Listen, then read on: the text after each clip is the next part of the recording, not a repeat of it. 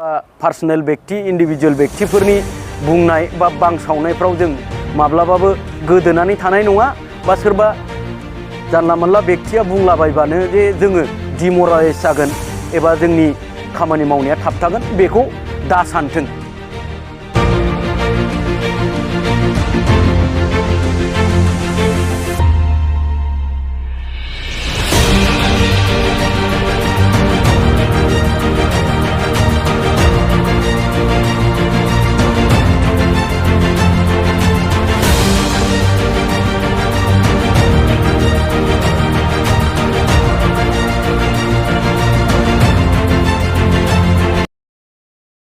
नोंथांमोना जे दिनैहाय नैबेहाय मोनसे गोसोखां बिलाइ जों होनायखौ नुनो मोनदों मा उद्देश्य लानानै नोंथांमोना बे गोसोखां बिलाइखौ होनाय जादों?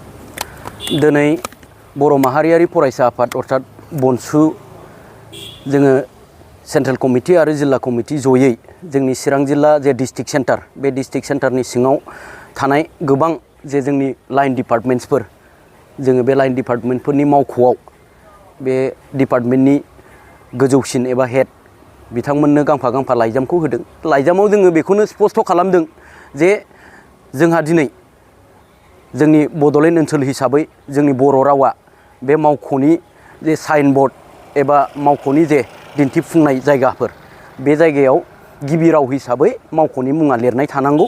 जोङो बेखौ दाबि खालामनो बनसुआ गांफा गांफा आर'जलाइ जोङो गथायदों, जायनि गेजेरजों जों फोरमायनो सानदों जे फैबाय थानाय जानुवारि दाननि 15 अक्ट'नि गेजेरावनो जेरैखि जायाबाबो बे साइन बर्डखौ बर' रावजों गिबि राव हिसाबै लिरनायखौ फोजोबनांगौ। बिथांमोना जुदि बे खामानिखौ मावाबा मा राहा लागोन नोंथांमोना? जों बनसुआ आरोबाव कठोरनिफ्राय कठोरसिन जोङो देरसिननिफ्राय देरसिन स्टेपखौ लालांबाय थागोन। जोङो प्रयजन जायोब्ला समजों लोगोसे गोरोबनानै जोङो जे अफिसनि दैदेनगिरि बिथांमोन एबा अफिसनि हेड बिथांमोन बे बिथांमोननि सायाव जोङो लिगेल एक्सनबो लानांनो हागौ बा जोङो लानो थाखाय थियारि। नैबे चिरां जिल्लायावल' ना गासै बिटिसिनि गुबुन गुबुन दाब दाब जायगायाव बे हाबाफारिखौ नोंथांमोना नङा, जोङो दिनै चिरां जिल्ला हिसाबै चिरां जिल्ला कमिटि बनसु आरो जोंहा सेन्ट्रेलनि मेम्बार्सफोरा जोङो दिनै चिरां जिल्लायाव होफैग्रोदों। थिग बेबायदिनो दाखालिबो नोंथांमोना मिडियानि जुगै मोनथिनो मोन्दोंबो जानो हागौ जे जोङो क'क्राझारावबो बानायदों। थिग बेबायदियैनो जोङो बड'लेण्ड ओनसोलनि बेलेग बेलेग डिस्ट्रिक्ट गुबुन गुबुन डिस्ट्रिक्टआवबो जोङो बे हाबाफारिखौ लाजोबगोन आरो जोंनि बड'लेण्ड ओनसोलाव जोङो बर' रावखौ गिबि राव हिसाबै बाहायनायखौ जोङो खामानिखौ मावलांगोन।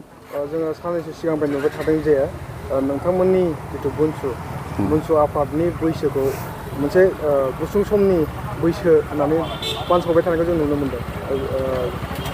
बर'नि माहारियारि आफाद आबसुआ जे आबसुनि दैदेनगिरि बिथांमोना जे बिबायदि बुंदों आरो गुबुन राष्ट्रनि दैदेनगिरिफ्रा बिदि बुंदों आरो दा बेथ' दिनैनि समाव जोंनि ओनसोलनि जे रायजो राजा आइ आफाफोर बिसोरो नुबोगासिनो दङ जे बनसुआ मा मावबोगासिनो दङ आरो इयुनाव मा मावलांनो थांखि बिथांखि लादों बेखौबो बनसुआ फोरमायगासिनो दङ।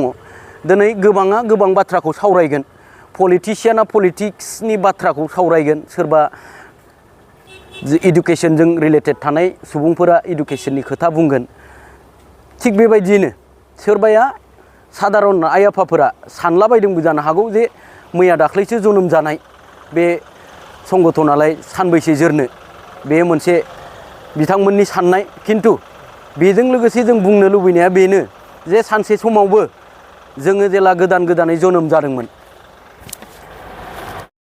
पार्सनेल व्यक्ति इन्डिविजुअल व्यक्तिफोरनि बुंनाय बा बांसावनायफ्राव जों माब्लाबाबो गोदोनानै थानाय नङा बा सोरबा जानला मोनला व्यक्तिया बुंलाबायबानो जे जोङो डिमरालाइज जागोन एबा जोंनि खामानि मावनाया थाबथागोन बेखौ दा सानथों।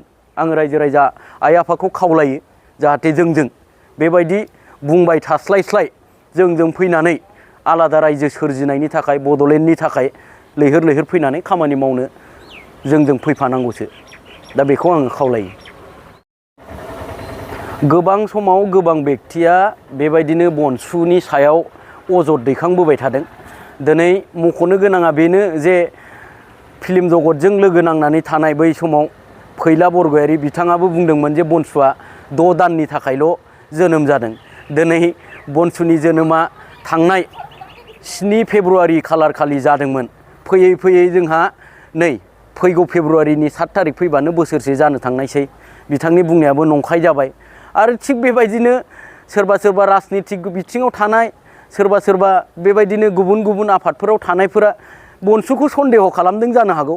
खिन्थु दिनै बनसुनि गासैबो दैदेनगिरि गासिबो जाय जाय ओंखारबोदों बे बिथांमोना रोखाखा जे आलादा रायजोआ जेसेबां समसिमाव जाहैया, जेसेबां समसिमाव जोङो बड'लेण्डखौ मोना, अब्लासिमहालागै बनसुनि बेनाराव जोङो सोमावसारनायखौ लांबाय थागोन आरो साबसिननिफ्राय हामसिन जाखिनि नांगौ सोमावसारनाय जायो जोङो बेखौ लांफुंबाय थागोन।